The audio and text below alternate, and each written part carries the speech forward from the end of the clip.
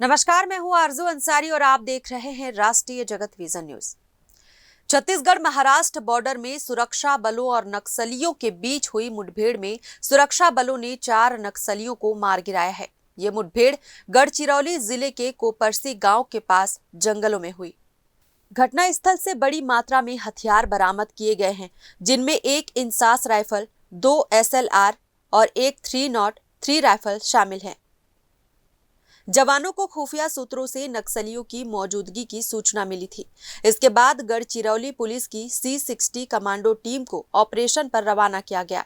तलाशी अभियान के दौरान नक्सलियों ने सुरक्षा बलों पर गोलीबारी शुरू कर दी, जिसके जवाब में हुई कार्रवाई में 4 नक्सली ढेर हो गए। अधिकारियों ने बताया कि नक्सली इन हथियारों का इस्तेमाल कर किसी बड़ी वारदात को अंजाम देने की साजिश रच रहे थे।